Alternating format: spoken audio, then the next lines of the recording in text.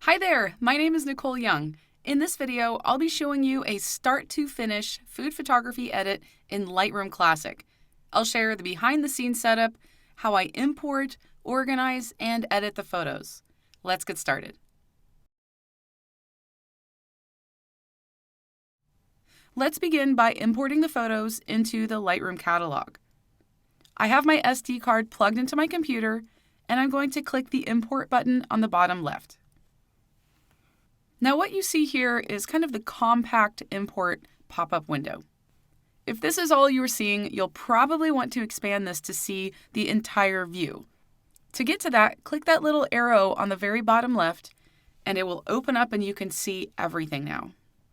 This is my preferred way of viewing my photos when I import them, and I recommend that you do the same. Let's start on the left side of the window. It's already selected the import location, but I typically like to actually click on the devices at the top when I'm importing from an SD card. So I'm just going to go ahead and click that. And now I know that I'm definitely importing from the correct location. Another thing that you'll notice up here is there's an eject after import box. When this is checked, your card that you have plugged in to your computer will eject, so you can safely pull it out of your computer as soon as you're finished with the import process. Now let's look at the options up at the top. By default, the copy option has been selected. This means it's going to just copy everything on my card over to whatever folder that I specify. You can also select copy as DNG if you want to import your photos as DNG or digital negative files. I prefer to use the copy option because I use Fujifilm and there are certain profiles that I really like to use when I have that Fujifilm RAF file extension on my photos. So I prefer to keep them kind of in their native state, but it's totally up to you if you want to either copy or copy as DNG. Both the move and the add options are not clickable because when you are importing from a card, they're just not going to be available. If you were importing from a second hard drive or maybe another location on your computer, then you'll see those options as well. Just below that, we have a few other options down here. You'll likely want to use either the All Photos option or the New Photos option. I tend to keep this set on New Photos. Sometimes when I create photos from my camera, I don't always clear the card ahead of time, so I might have some older images still on my SD card. And by selecting New Photos, when I plug the SD card into my computer, Lightroom will scan all of the photos that I've already imported and compare them to whatever I'm trying to import from this card, and it'll look for duplicates. If it finds duplicate files, then they'll just kind of disappear from view, so you will not even import those. It won't even be an option to import those with that New Photos option selected. If you selected All Photos, it wouldn't matter. It would just import all of them anyways. Let's go to the bottom. There's a little toolbar here where you can kind of preview and look at your photos a little bit differently. By default, you'll see everything in the grid view, but if you want to see a photo up a little bit closer, just click that loop view, and then you can kind of use the arrow keys to scroll through your photos. I prefer to look at my photos using that grid view. I just kind of like to see all the photos and just to kind of get a good feel for what is being imported. You can also use these check all or uncheck all boxes. You may want to do this if you are just hoping to import one or two photos quickly to get a couple off of the card so you can preview them on your computer. So you'd uncheck all and then you'd click on whichever ones that you chose to import. And whichever images you have checked, just like you see here, those are going to be the only photos that will actually import to the destination folder. I'm going to import all of these, so I'm going to go back to the bottom there and click Check All. Over on the right, there's a Sort option. I like to have this set to capture time. It's just kind of nice to see all of my photos in order. That way I can easily scroll through to make sure that all of the photos that I took are there, or maybe I'm just making sure that I have the right card that I'm actually importing to, because I usually have several of them lying around in my office. And then, of course, there's a thumbnail view here, so you can kind of increase or decrease the size of those thumbnails to see more or less at any given time. Down at the very bottom is an import preset option. I have no import presets saved here, so I don't have anything to show you. But these are not stylistic presets. Instead, what these are, they are basically just saved settings for whatever you decide to do over here on the right side of this window. So once I make a whole bunch of changes here on the right, then I can actually go in and save an import preset if I wanted to, and it would just make it a lot easier and faster for me to do kind of a similar import. So for example, on my main computer, I have several different folders where I kind of organize things differently, maybe my food photos, my travel photos, my stock photos. I can create an import preset that will automatically direct my photos over to those folders and also apply a bunch of different settings and keywords and things like that. So it just makes it a little bit easier to go through this process without having to remember to add all of those things every single time. Okay, so now let's go all the way over to the top right, and we'll go through each of these options, and you can kind of see how I actually work through Lightroom when I'm importing my files. So at the very top right, we have the File Handling section. For the Preview section, the default is usually going to be the embedded and sidecar files, but you can choose a different option. Because I don't have a whole lot of photos in this import, I'm actually going to choose the one-to-one option. And what that's going to do is it's going to build the largest previews that it can, and it's going to make it faster for me to scroll through them, to load them, and to zoom into them. But of course, there's always a trade-off. So one-to-one previews are going to be much larger in size, they're going to take up more space on your computer, and this whole import process is going to take longer.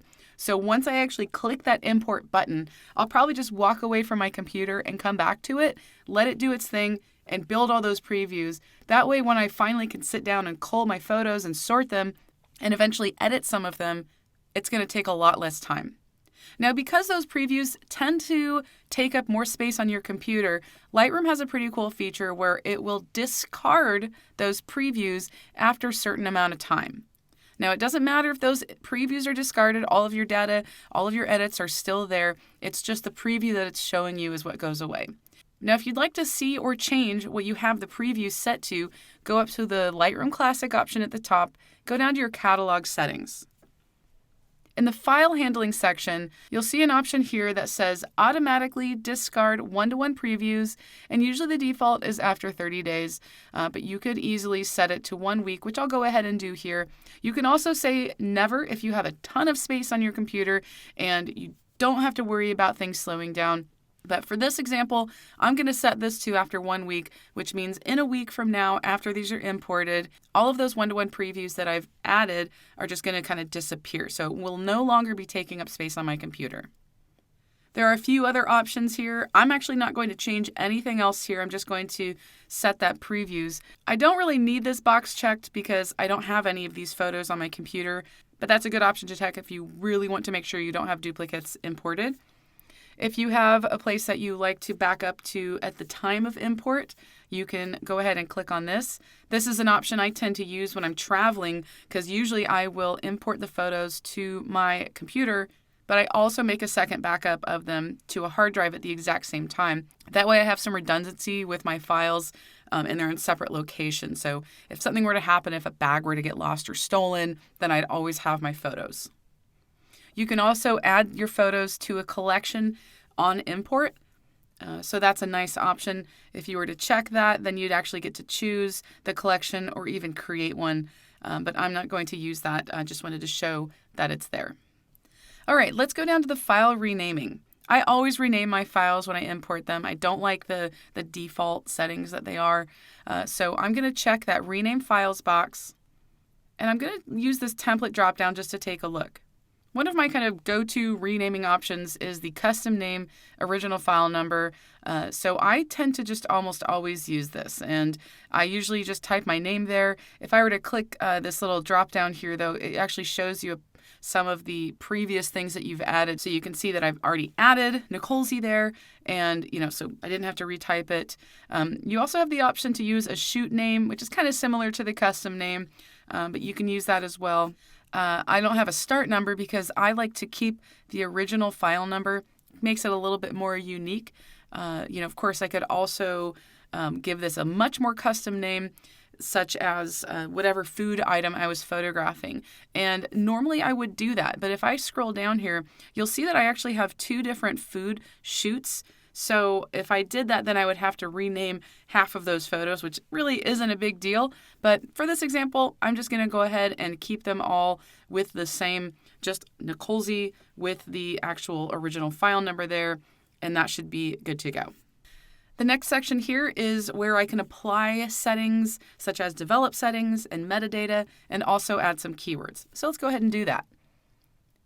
I'll go into the develop settings, and this is something you can skip if you want to, but if you have a preset that you've already saved, or if you wanted to use one of the default presets that Lightroom has, then you can go right to it and it will auto-apply all of that on import.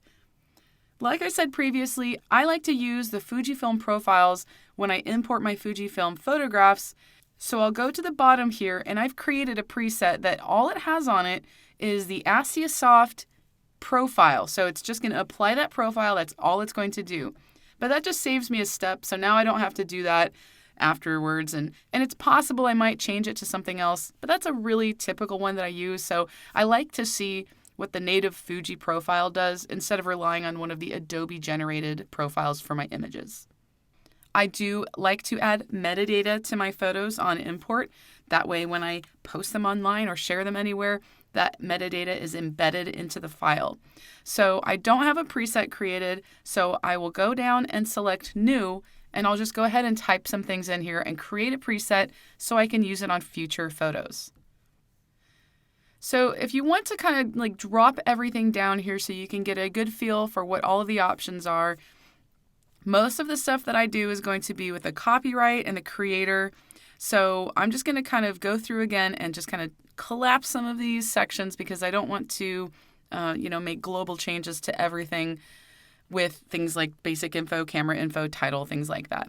So I'm going to get down to copyright and I'll just start typing. So I'll type my name.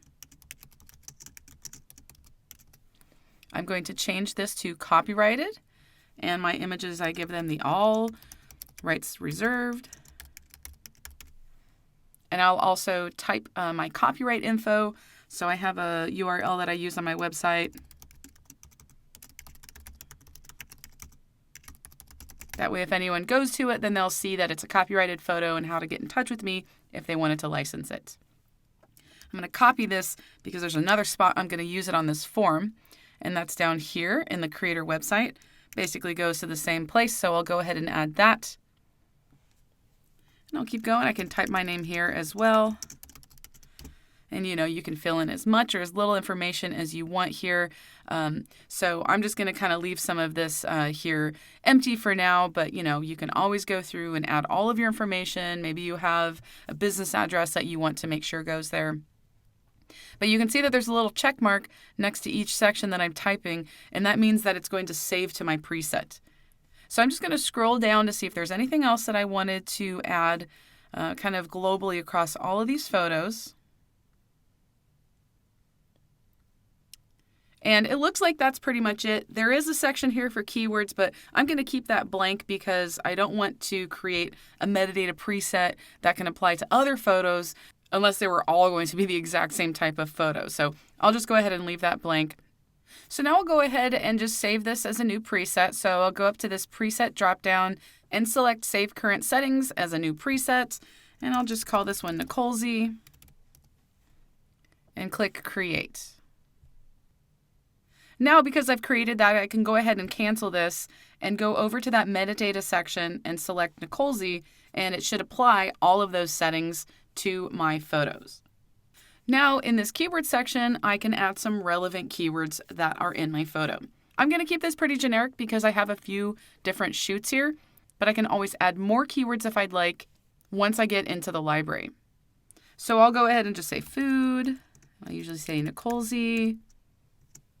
Maybe lunch. There's some cheese in both of these, and that's probably going to be good. Now it's time to choose where I want these photos to be imported into. So I'll click that destination dropdown, and I'd like to add them into my external hard drive. So I'll click on that hard drive there. As soon as I do that, it starts to show me what it's going to look like once these files are imported. By default, it's going to organize them by date, and it's going to show that date format. I personally do not like to import them specifically by date. I tend to like to create one date folder, and then I just kind of subcategorize it with each shoot name after that.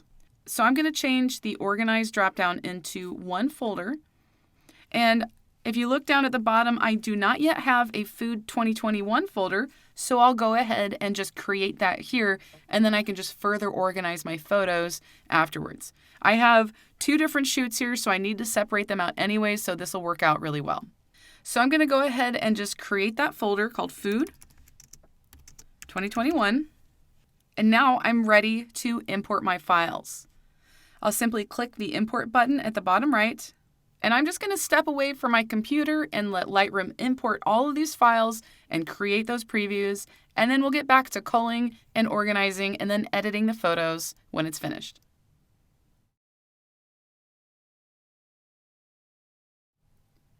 Before I get back to Lightroom, I wanted to show you my actual behind-the-scenes setup of both of these food shoots that I did.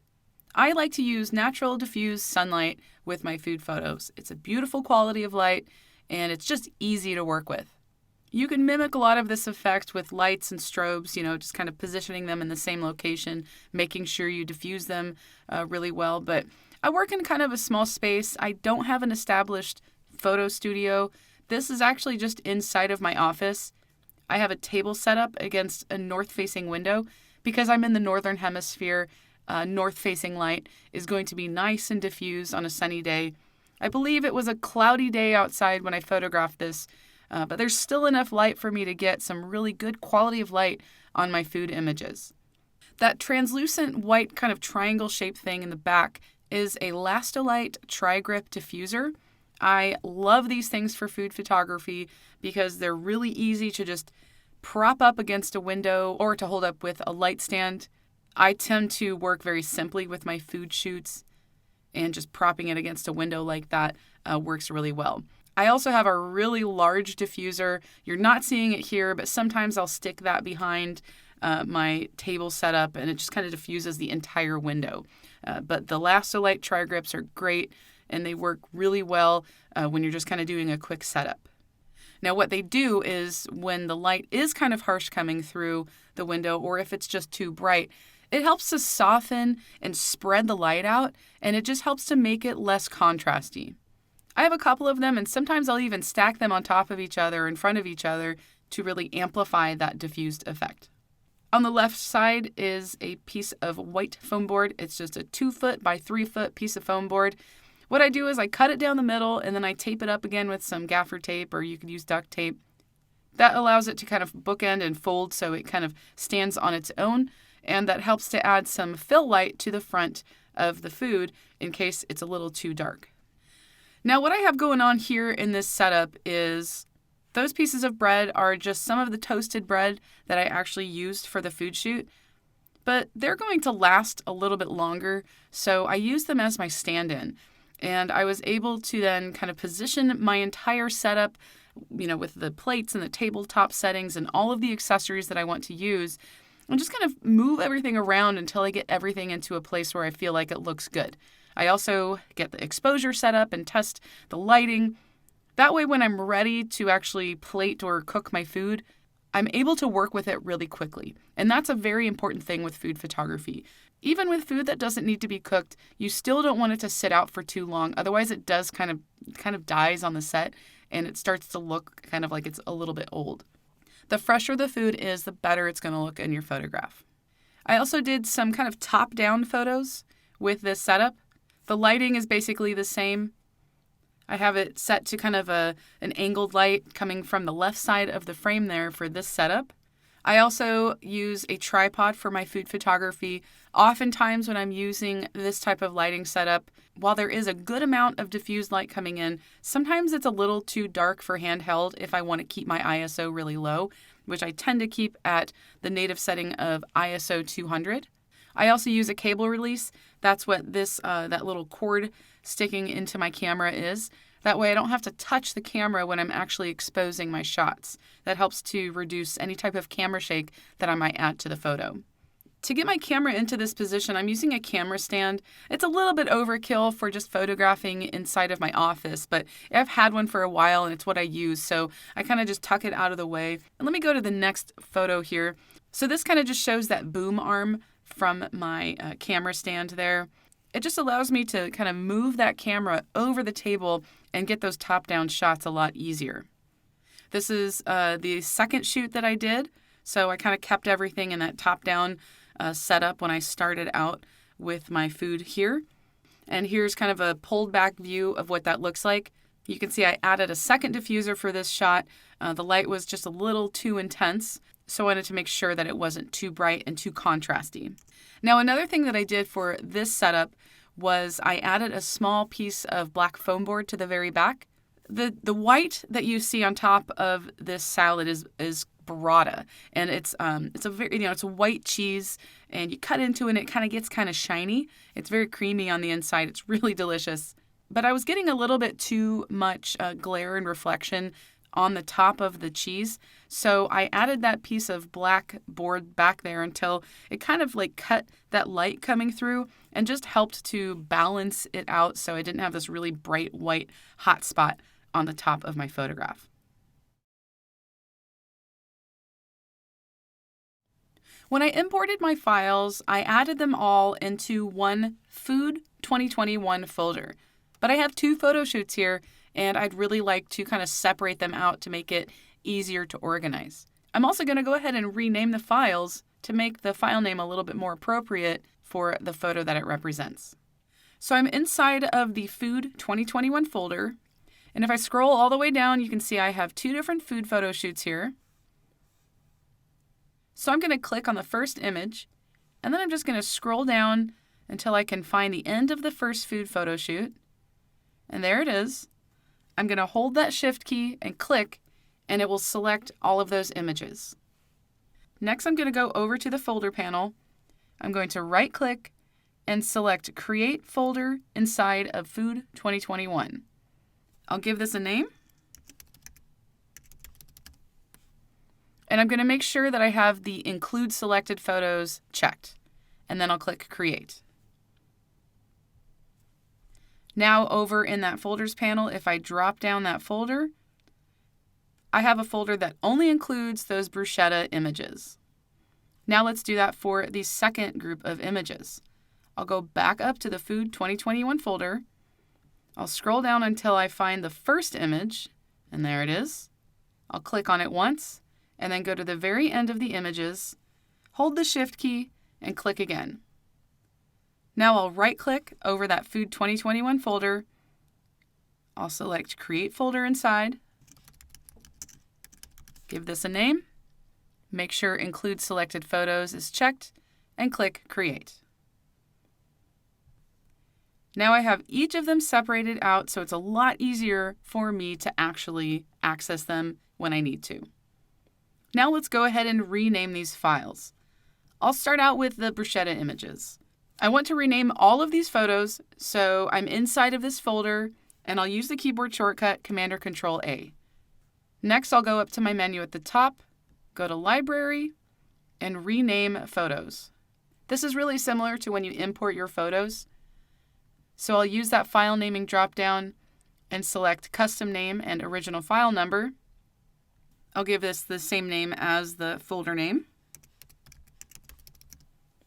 And you can see in the example exactly what it's going to look like. And then I'll click OK. And now you can see in the file name there, all of those have now changed to be a little bit more appropriate for that image. Now let's go over to that other folder and rename those images as well. So I'll click on the other folder, use that keyboard shortcut Command-or-Control-A, go up to Library, Rename Photos, and I'll just call this one Salad. I still have it set to the same file naming structure, so I don't need to change that, and then click OK. Now my photos are organized and renamed properly. Now I'm going to go ahead and add some keywords to these photos that are a little bit more specific to the photo shoot. So I have all of these files selected here in the burrata salad folder. I'm going to go over to the keywording option, and I'm just going to click inside of that box and start typing. I have a salad in here. I have arugula, burrata, and maybe appetizer. Now I'm going to go back over to the other folder. I'll select all of these photos and do the same thing. Bruschetta is one. I have tomatoes. Arugula as well. Bread. Toasted. And appetizer as well. So now my photos are organized. I've added some keywords and I've renamed the file. In the next step, I'm going to pick the photos that I like best so I can go ahead and start editing.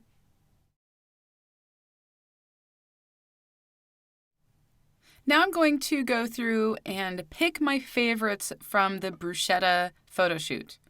I like to start by looking at the photos in this grid or thumbnail view. And oftentimes, the photos that are kind of later in the photo shoot or later in the setup are usually going to be the ones that I like better.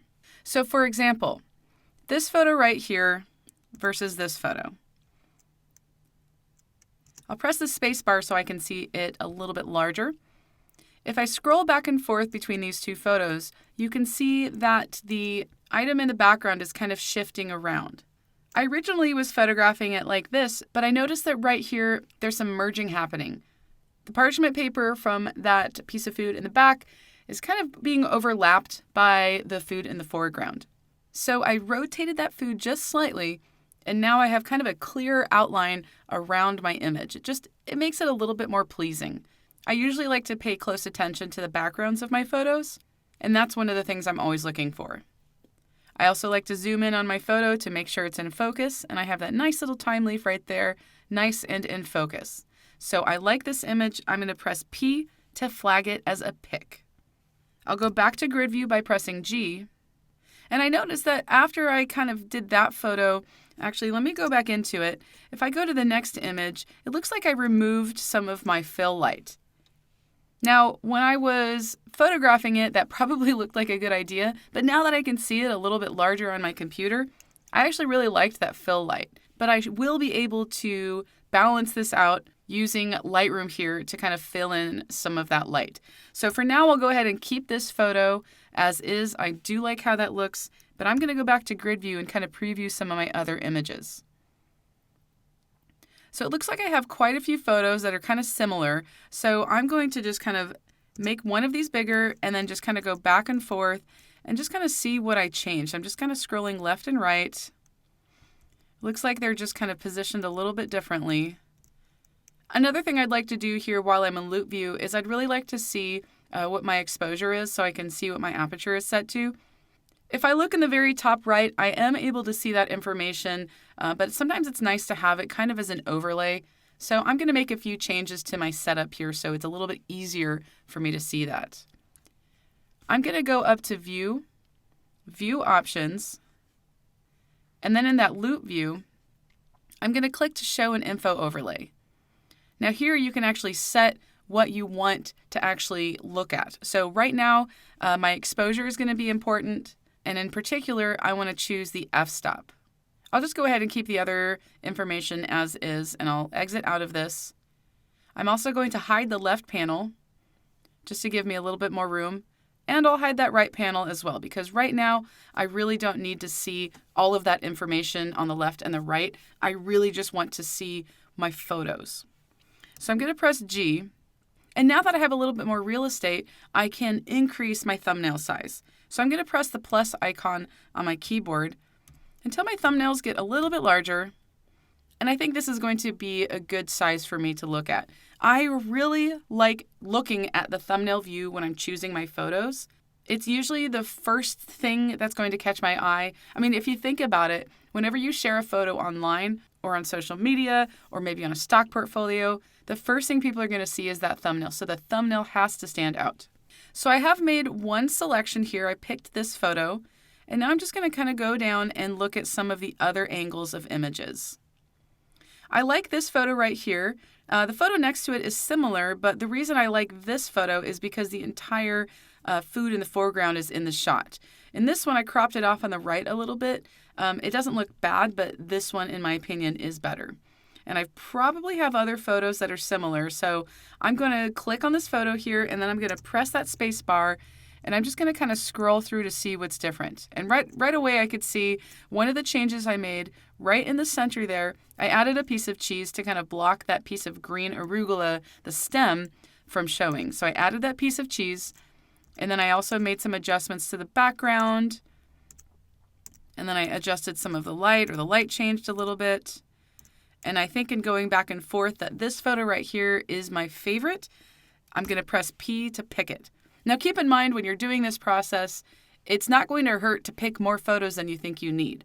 And I'll show you an easy way to sort through those images when you have several pics of photos that look really similar. So I'm just going to keep scrolling through. And now it looks like I started adding some balsamic vinegar to the top. And I did it really slowly, it looks like. I'm just kind of watching it drip down. And I think I like this photo right here, so I'm going to press P to pick this one. The reason I like this one is because as the balsamic vinegar kind of drips down, it just kind of looks kind of funny. And I'm not sure if I really like the vinegar on that front tomato as much as the other photo. It doesn't look bad. It's part of the food. So I'm just going to kind of keep going and see what these look like. And now, what I like to do when I do my food photo shoots is I like to kind of get all of the setup shots, as many good photos as I can. And then if I wanted to do something, like in this case, I'm kind of pouring some balsamic vinegar on top of it. Or maybe it's a pancake setup or waffles and I want to pour syrup on it. Or anything where I'm going to pour something on top of the food and potentially make it like not able to be photographed afterwards. I like to get as many kind of establishment shots as I can, so I have some really good photos to work with. And then while I'm pouring it, as you can see, there's a streak of kind of that dark vinegar pouring down. I wanted to try and get some photos of me pouring it on there. And this one's okay. I'm going to press P. I'm not sure if I like it as much as the other photos, but it's not bad and it does show some movement. But I do that because I want to get the pouring shots. And, just in case if I pour everything on there and it looks awful, I still have some other good photos to work with. So I'm just going to keep scrolling through, and you can tell my shutter speed is pretty slow. I was 1/7 of a second, and pouring it on here, some of that got a little too blurry. So here now it looks like I made a few more adjustments to the food to kind of, just kind of reposition things on the plate there. So I do like this photo. I'm going to press P to pick it. And now I did a few close-ups. So this one's nice. Let me zoom in. I just want to make sure everything's in focus. And I was using a f4 on a macro 80mm lens, so it's got a pretty narrow depth of field, but it is in focus. I do like that. This one's okay. I'm not sure if I like the angle that I shot it at. I think I like this one a little bit better here, so I'll go ahead and pick that. And now I'm moving into kind of my top-down photos. So these are a little bit different. I'm actually going to go to grid view and scroll down to the bottom because I'm going to guess that the ones at the bottom are probably going to be the ones that I like the best. So I really like this one here. And there's not a lot of difference between this one and this other one. And if I wanted to get my hand into the shot, maybe I'll pick that one as well. So I'm going to pick this photo. I like how this one, I like the angle of this one. So I'm going to pick this one up here. And let's see. I'm going to pick this one because I really don't know what the difference between this one and this one is. So I'm just going to pick it. And now I have a really good selection of images. So now what I'd like to do is filter these photos so I'm only seeing those images that I picked. The easiest way to do that is to go down to the film strip view, go over to where it says filter, and just click on that filter name. When you do that, you'll see several options for filtering your photos. I want to filter by pic status, so I'm going to click that little pic icon until it turns pure white. I'm going to reduce the thumbnail size so I can see my photos, and these are all of the images that I have picked. Now, like I said before, if you have a couple of photos that are really identical and you'd like to kind of decide between those two photos, you'll want to use survey mode for that. So I have this first photo here selected. I'm going to hold my Command or Control key and then click the other photo that's kind of similar to it. There may be nothing different between these two photos, but it's really difficult to tell. So there's a few different ways you could do this. You could press your space bar, which is going to kind of bring it into that loop view. And then if you use your right or left arrow key, it's just going to kind of go back and forth between those two images. So that's one way to do it. Another way to do it is with those photos selected, press the N key. That's going to take you into survey mode. You can have several photos in survey mode. So if I were to hold my Command or Control key and select a few more images down here in the film strip, you can see how those are being added to that view. So I'm going to remove those from my view. And I only wanted these two images to appear. So the obvious difference between these two images is the placement of that bowl on the bottom right. In looking at these two photos, I feel like the photo on the right looks a little too cluttered with that bowl kind of squished up against that white fabric there. So what I'm going to do here is just go to that flag and click that flag to remove it. And so now I've removed that image from my pick view, so now it's kind of out of sight.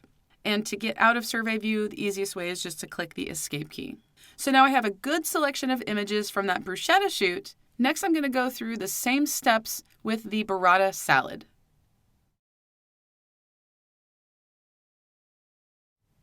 Now I'm going to pick the photos that I want to edit in the burrata salad photo shoot.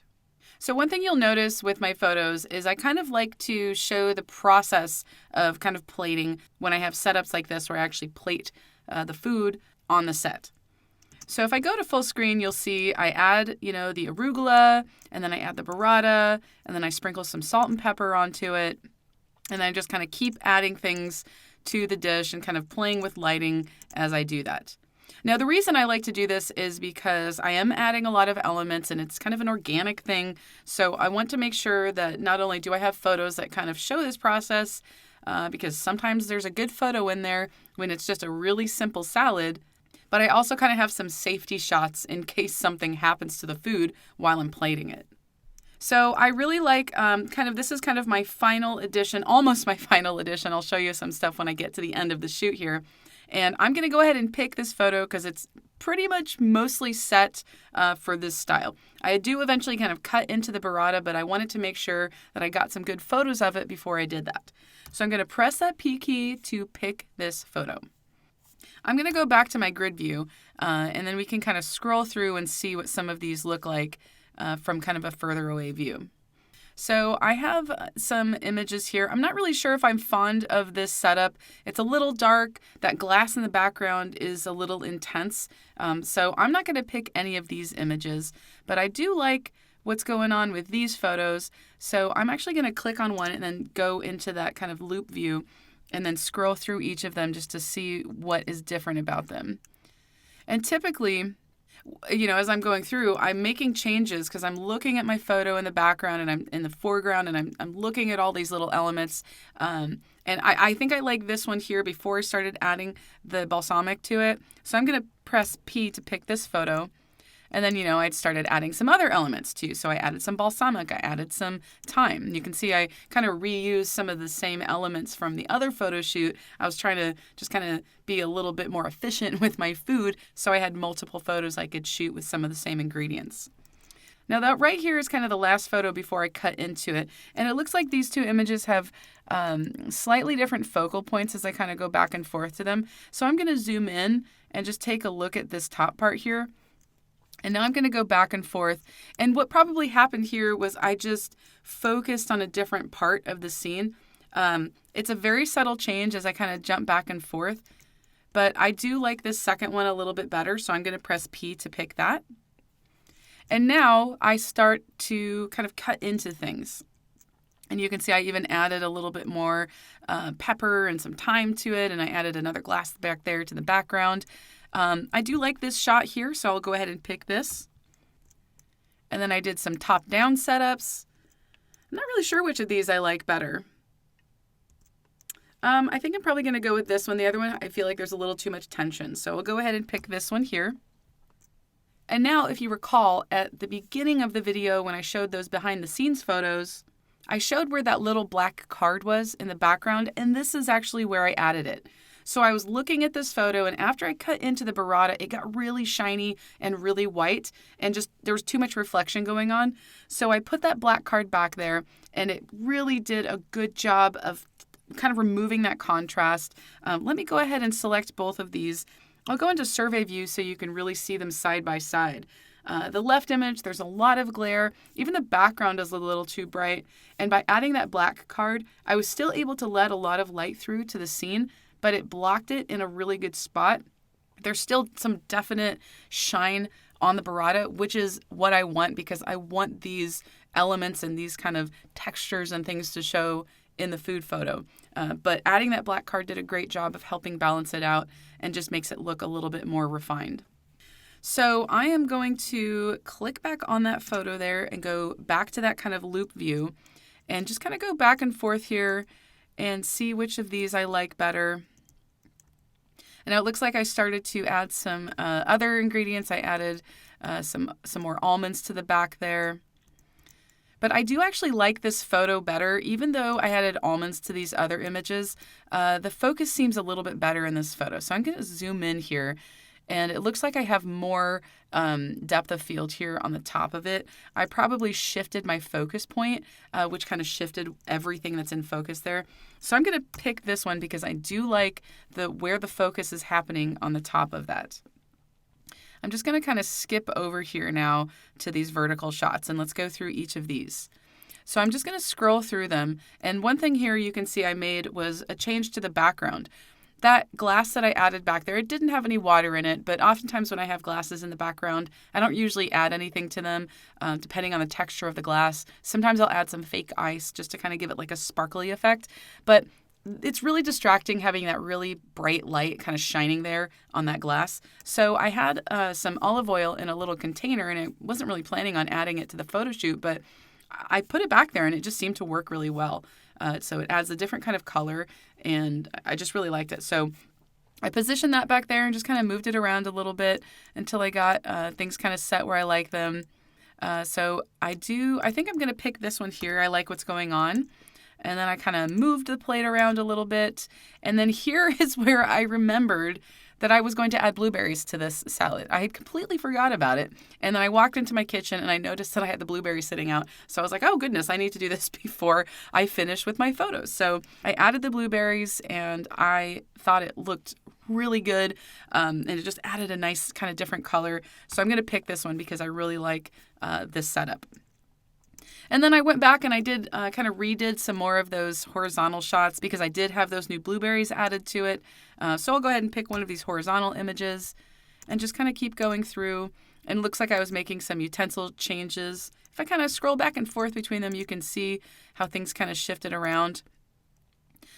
So I do, let's see, I'm trying to decide between these two images. I think I like this one better. There's a little bit more going on there with the balsamic kind of smudging on the right. So I'll pick that photo. And then I decided to add an element of movement. So I brought my hand into the shot and I got the balsamic vinegar and I started to pour it. And I tried to do it really slowly. And, I don't really like the ones here where it's too blurred. So I'm going to see if I can find one. I think this is looking a little bit better here. So I've got a few different options. This one looks like it's in focus. It looks like focus lost, or maybe it was just motion blur there. So I'm just going to go through all of these. I'm going backwards now because I like those initial ones. I'm going to go with this first one. I like that one a lot. And I'm just kind of going through and getting past the motion blur ones. And then I have some final shots here. It looks like I had some more glare happening there, so I probably added another black card back there to kind of cut through that glare. And I think that's a good shot right there. Actually, I'm not sure if I like this one or the one that was kind of too down from it. So I'm going to just go back and forth between these two photos. And this is another one of those issues where the focus point is going to change how much of the image is in focus. So I'm going to zoom in to the photo and take a closer look and see what's in focus here and which one I like better. So really the battle that I'm playing here is, do I want this part to be in focus or do I want the center to be in focus? And I'm just kind of trying to decide where my eye is being drawn to, and I think that this is going to be the winner just because it's kind of more central in the image. So I'm going to go to that one and press P to pick that photo. And now I just have a handful of photos here that I did from kind of above, a top-down shoot. Oftentimes the last photo that I shoot is probably the one I like best, and that definitely is the case here because I added a little bit of olive oil as a finishing touch. So I'll go ahead and press P, and let's go ahead and see all of those photos that I picked. I'll activate that filter. I'll press G, and I'll reduce the size. So these are all of my winning shots from my burrata salad photo shoot.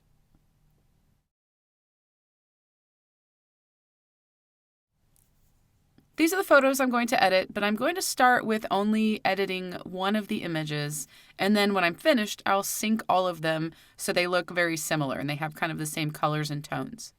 So what I like to do is I like to pick one photo that I kind of think best represents everything and maybe could be a good candidate for doing all of the things I need to it, and then I can sync the other images, and oftentimes I still will have to go in and make a few adjustments after syncing to some of the other photos, but I'll go ahead and pick one of these photos. I'm going to start out with this image here, and I'll press D to go to the Develop module.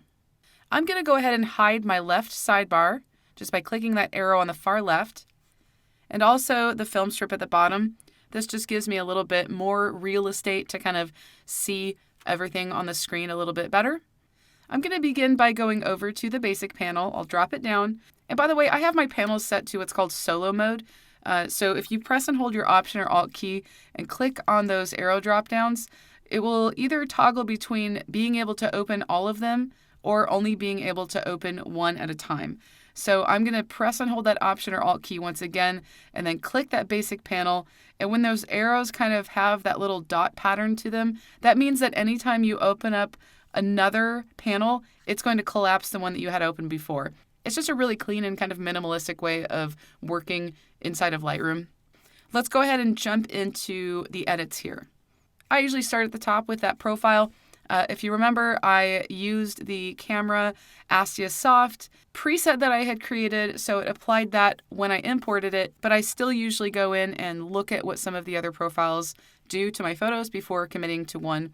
So I'm going to click on this little grid icon on the right, and that opens up the profile browser.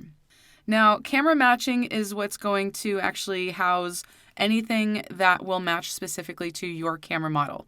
If you use Sony or Canon or Nikon, you'll see different things here than what you see with what I have. I use Fujifilm, so mine are going to match with the Fujifilm. You can also play around with some of the artistic styles. And a little fun trivia fact here, I actually created the profiles that go in that modern pack there. So if you ever use any of those, that's where they came from. And by the way, if you purchase or download any other profiles, they'll also show up here as well. But I'm going to go ahead and stick with that camera matching section to browse the other Fujifilm profiles. So this first one here is the one that I already have applied. And it's nice because you can see a thumbnail preview of what they look like. If you don't see this thumbnail kind of grid, there's a drop down here on the top right that lets you actually kind of preview them a little bit differently. So you can just do a straight up list. There is that large view that shows them a little bit bigger. I usually like using that grid view. It's just my own personal preference. Velvia is another profile that I tend to use a lot for food photography. Sometimes it can be overpowering and have a little too much saturation. I actually kind of like what it's doing here. And if I kind of hover off of it and then toggle, and I'm not clicking, I haven't clicked on it yet, but if I hover off of it and then hover over it and watch my photo while I'm doing that, I can see what it's doing to the image. And I actually do like what it's doing. I like this look. So I'm going to commit to this and click the Velvia profile to apply that to my photo. Next, I'm going to click Close at the top, and I'm going to kind of continue down into the other sections to make some more edits. In looking at this photo, one thing I notice is that it has a slight yellow or orangish color cast to it, and I should be able to correct this pretty simply with the white balance sliders. So I'm going to go over to that temperature slider. I'm just going to click and drag it very slightly to the left, and I'm just watching my photo when I do this. So sometimes I do go a little too far just to kind of see what it looks like if I go too far to that left, just because I want to find that tipping point and then backtrack and I usually find a good balance after I do that. So I think I found a good spot for it. I'm just going to do a quick before and after toggle. I want to get a feel for what my photo looked like before I started editing and where I am right now. It looks like the bruschetta is a little bit dark in the front. I could have added more fill light to this, and I actually did add fill light to this one. It just looks a little dark now that I'm seeing it on my computer. So I'm going to drop down to the shadows section, and I'm going to move that to the right. I'm just watching my photo as I'm doing this. The numbers don't really matter. It's all about what it looks like here, and I think that did a good job. I'm also going to go up and play a little bit with the exposure and the contrast just to see if it maybe needs a little bit more light. I don't want to go too heavy with that brightness, so I'm just going to back it off just a touch there and maybe add a tiny bit of contrast. Another slider I like to use here with food is the texture slider. It does a really neat job of really bringing out the textures. And of course, if I slide it back and forth, you can really see how it can kind of go overboard if you push it too far. I'm going to keep it somewhere in the 30s there, and that seems to be a pretty good look.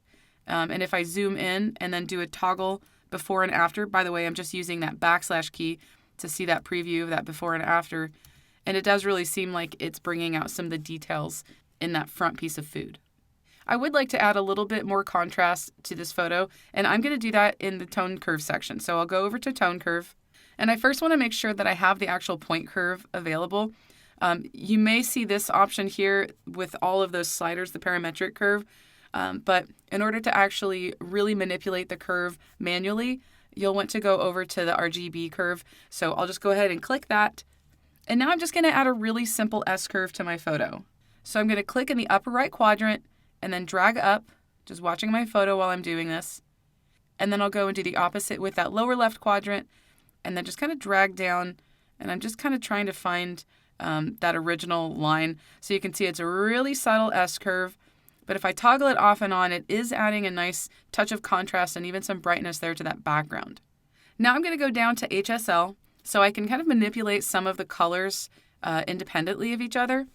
Oftentimes when you go here right away, you're only going to see maybe the hue or the saturation section open. There's hue, saturation, and luminance, and you can go into them independently if you only want to really work on one thing at a time. I kind of prefer to see all of them at once. That way I can jump around and really make changes without having to click back and forth to each of those sections.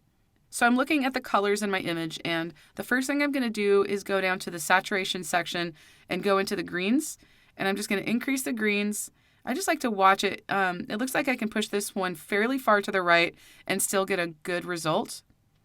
I also want to see what happens if I take that yellow. I'm just kind of moving it around. And maybe I'll increase the yellow just a touch. I don't want to overdo the yellow or even the orange saturation too much because there is a lot of that in my photo and I don't want it to be too overpowering. But I would like to play around with the brightness, and that would be in the luminance section. So now I can kind of target the luminosity of each individual color value. So for example, I'll go into green, and if I move that to the right, if you watch some of those greens, it's really making them a lot brighter. So then I'll do the same with the yellow. And I think that's a little too much. So I'm just going to reset that one by double-clicking that yellow slider. I'll see what happens if I move the orange to the right. And I think I'll just do that a touch. And then the same with red. So maybe I'll make that red just a tiny bit brighter. Now I'm just going to toggle this one panel off and on to see exactly what that's doing. And adding that touch of brightness and saturation to the greens really made a good effect, especially if you're looking off in the background. Just brightened the whole image up. Next, I'm going to jump all the way down to the transform panel and make a few adjustments here. The one thing I like to do inside of the transform panel with my food photography is I like to try to bring the front of the image a little bit closer to me. And the way I do that is I first increase the vertical slider just a touch, and then I go down to aspect and I decrease the aspect. I also want to make sure that I constrain the crop. There's a little bit of white that's appearing at the top after I made this adjustment. So it doesn't really look like much happened, but if I toggle this off and on, you can see it's almost kind of like shifting the photo towards the front of the frame. It's just a nice little trick that you can do with your food photos or any type of photo where you are kind of focusing on something in the foreground. Lastly, I'm going to jump into that effects section, and I'm going to add a nice dark soft vignette. So I'll take the amount and I'm going to reduce the amount. Sometimes I like to go a little extreme with this, and then I'll scale it back to a more appropriate setting after I've made other adjustments. But making the vignette really dark right off the bat is a good way to really see the results from the other things you're doing. Then I'll go down to feather. I always increase the feather. I'll take the midpoint, maybe bring it a little closer to the center. And now I can take that amount and bring it back to a little bit more of a normal setting there. Toggle that off and on. I might even make it a little bit brighter. And that's looking pretty good. So here's my before and my after. Now let's jump back over to the library and sync these images together so all of my photos have the same look. So I'll go ahead and press G. So I have that first image selected, and I kind of have two groupings of photos here. I have photos where I was shooting the image kind of from a sit-down view where I was kind of looking at it, from a normal perspective, and then the top-down view of those images below. So I'm going to do this kind of in two different batches. I have that photo selected. I'm going to hold my Shift key. I'm going to click all the way to the right to get this other image. I still have to pick up this photo over here, so I'm going to hold my Command or Control key and click that. I need to make sure I can see all of my other panels. They're all hidden right now, so I'm going to hold the Shift key and then click Tab, and I'm going to click it twice, and now I have all of my panels back into view. So now I have all of those images selected, making sure that I had my edited image as the first one that I selected. I'm going to go to the very bottom right and click Sync Settings. Once I do this, a Synchronize Settings window pops up and it's asking me, what do I want to sync? For this image, I'm going to sync everything because I didn't do anything that was overly specific to any one photo, such as spot removal or cropping or any specific type of transformation. So I'm just going to go to the bottom left here and click Check All and then click Synchronize. So all of those photos are synchronized. I have a few images that need a little bit more work to them because they're just a little too dark. But before I do that, I'm going to sync my last three photos here so they have the same color and tone adjustments. So I'm going to click off of the image, and then I'm just going to scroll down, and I'm going to click one of those photos that I've already synced, hold my Shift key, and select the remaining photos. Now I'm going to click Sync Settings again, but this time I'm going to deselect Transform. I don't really need to transform a photo when it's shot from a top-down setting. That kind of adjustment that I made might look kind of funny. So I have that set there. I'll go ahead and click Synchronize. And those photos are synced, but as you can see, they still need a little bit of adjustment. The color looks a little off, so let's go ahead and fix that. I'm going to start out actually with these top photos. Now, when I have a group of photos that need almost the exact same type of adjustment, there's another way that you can sync your images, but you can do it easily and quickly while editing your photo. So I'm going to start out by clicking this first photo. I'm going to hold the Shift key and click this other photo here. All of these are a little too dark in the foreground, so I'm going to adjust these all at once. Now I'm going to press D to go to the Develop module. On the bottom right here, there are a few options. Most likely, you'll probably see it say Sync. There's also a Reset, and of course, Reset will reset your photos. I have the film strip view available, and I can see that I have 3 photos highlighted at the bottom. If I change this to Auto Sync, now any adjustment that I make to the photo I have in front of me will also sync and adjust the other images that are highlighted. So let's try this out. I'm going to go into the Basic panel, and I'm going to go down to Shadows, and I'll increase the shadows a little bit more. Now, if you look down at the bottom, it also adjusted those other photos. But this still looks a little too dark, so I'm going to add a gradient to this photo to only lighten the bottom part of the photo. So I'll click the graduated filter at the top. Then I'm going to click at the bottom of my photo, drag up, and I'm going to hold that Shift key to keep it nice and straight. And then I'll release it somewhere around the center of the photo. Next, I'll go over to the settings here. I'm going to start out by increasing the exposure, and that adds some nice brightness to that. And I'll also add a touch of contrast back just to balance it out. I'll collapse this, and I'll check out my before and my after. and that did a really good job of adding more brightness to that photo. Now I'm going to address the other 3 photos that look like they are a little too yellow. So I'm going to click on that first image. I'm going to hold my Shift key and select the last photo. Next, I'll go up to the temperature slider. I still have auto sync active, so any adjustments I make here are going to adjust every single photo that's selected at the bottom. So I'll start out by going up to the white balance, and I'm going to move that temperature slider to the left. And that did a good job of removing that kind of yellow color cast. It also looks like some of the cheese is a little too bright, so I'm going to take the highlight slider and reduce it just to kind of bring back some of that detail. And there's my before and after for my top-down photo. Now if I go back to grid view, all of my photos have been edited and they all have a very similar look and feel to them.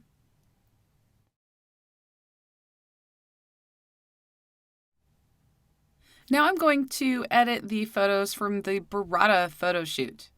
I have the photos open here in the grid view, and I have only the photos that I picked visible here. Just like with the previous edits for the bruschetta photos, I had some photos that were photographed from different angles. So I'm going to make some slight arrangements here with my photos to kind of group them together. So this first photo was a top-down image. I'm just going to click on it and drag it over so it's at the end of the grouping here. And I have 3 other ones here kind of in the middle. I'm just going to highlight each of those by clicking on them while holding that Command or Control key, and then just drag those so they're also at the end. So now I have all of my photos kind of grouped a little bit better. Now because I just made a whole bunch of edits in basically the same light, I'm going to go back over to the bruschetta photos and I'm going to copy over those settings. So I'm going to go over to the bruschetta photos, make sure I'm only viewing those picked photos. I'll click on one of the images, right click, go down to Develop Settings, Copy Settings. And I'm just going to go ahead and copy everything here. So I'll just click Copy. Then I'll go back down to the burrata photos, make sure I'm viewing only those picked images. And I'll go ahead and copy these similarly to how I synced the images before. First, I'm going to highlight all of the photos at the top. These are all of the images that were just kind of photographed at like that normal angle. Oh, it looks like I organized some a little wrong here. So I'm actually going to make a really quick adjustment. I'm going to move these photos just to the front of this grouping here. Now I have everything where I need it. So let me start over. I'm going to go ahead and hold my Shift key, click on that first image, and then click on the last image there. I'm going to right click, go down to Develop Settings, and Paste Settings. Now it looks like I have some editing that needs to be done to this group of photos. They look just a little too bright. So I'm going to click on one of the images. I'm going to press D to go to the Develop module. I'll hide this left pane over here. I'm going to make sure I have auto sync set. That way the settings that I change here are going to apply to all of those images that are highlighted at the bottom. The first thing I'm going to do is go into the profile browser. And I think I'm going to see what the Astia Soft looks like. And I kind of like that one, so I'm going to stick with Astia Soft and kind of get rid of the Velvia one. It was just a little too saturated for this photo. There's a lot of color going on here. So I'll go ahead and close this. I'm also going to increase the shadow slider just a touch to bring some more light in there, as well as the exposure, but just a little bit, because I don't want to add too much brightness to the white part of that cheese. I'm also going to take the highlight slider and reduce it to the left. Next, I'm going to go down to the HSL panel, and I'm going to see what it looks like if I remove the saturation and luminance adjustments. Now I'm going to go back to where it was before, so I'll just press the Command or Control Z twice, and that will bring them back. So I do kind of like what it's doing. It's just a little too intense. So I'm going to take the green luminance slider and kind of bring it about halfway, so it's at plus 20 there. And I think that's looking pretty good. So I'm going to press G to go back to my grid view. I'll increase the size a little bit so we can see things a little bit more clearly. And now I'd like to sync these settings with the top-down photos below. So I'll click that last image that was edited there, hold my Shift key, and then click the last image in the grid view. Then I'll go to Sync Settings, I'm going to make sure that transform is unchecked and then click synchronize. These photos down here look a little too bright, so I'm going to highlight all 3 of these photos and then press D to go to the develop module. I still have HSL open, and I'm going to go ahead and remove the saturation and luminance settings for these 3 images. So I just double clicked the saturation name there, and I'll do the same for luminance. And I think that helped that photo. So now I have all of my Borado photos edited, and I did it really quickly by using the copy and paste settings as well as syncing my photographs using Lightroom. Thanks so much for joining me in this video training. To learn more about me and my work, please visit nicolesy.com.